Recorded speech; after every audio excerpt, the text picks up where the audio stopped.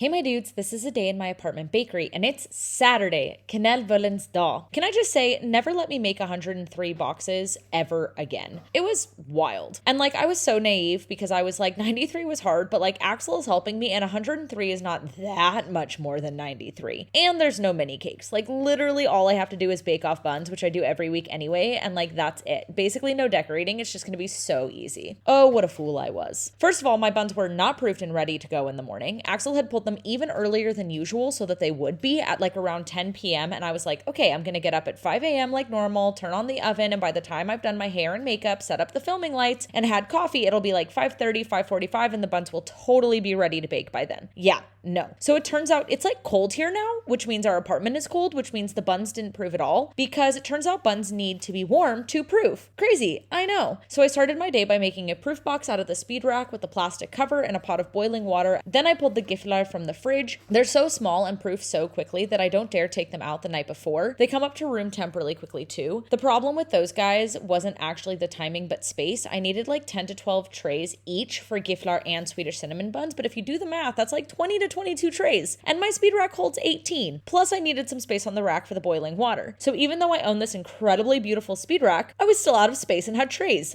everywhere. This also meant that I had to reshuffle the entire speed rack 3 times because at first I wanted just the cinnamon buns to get some heat and then those were proofed and were waiting for the oven, so I needed just the Giflar to get some heat and then the buns were baked and I needed to just reorganize the entire thing again. I got nothing else done except I just kept moving stuff around. It was annoying. So I felt I had no flow, even though baking off buns should literally just be all flow and very chill. As each tray of cinnamon buns came out of the oven, I brushed them with egg and sprinkled them with pearl sugar. We did this at all the bakeries that I've worked at here in Sweden. The egg cooks on contact with the hot bun and it gives the bun a softness and shine that's really nice. Don't knock it till you try it. The Giflar was super annoying to bake off because even though I have now made them several times and I've baked a million rounds today, I felt every single tray had a different baking time and was baking up differently. So I had to watch them like a hawk the whole time. Just so annoying. The Giflar were brushed with egg before baking for color and then brushed with brown sugar simple syrup after baking for shine. Axel woke up and made a small batch of cookies because the very last tray got burned last night, so we had to make an emergency tiny batch this morning. At least these cookies come together quickly and easily. Then I mixed up the cream cheese frosting for the cinnamon rolls. This is a really easy frosting. It's just cream cheese, butter, and powdered sugar flavored with vanilla and salt. We cut the buns so that they would come apart more easily and Axel scaled the frosting onto each tray and I spread it all over. We were definitely running a bit behind, so when Matilda showed up, we really had to hustle to get all the boxes packed. We packed all 103 in 40 minutes, which was just incredible, and we made it out to the park exactly on time.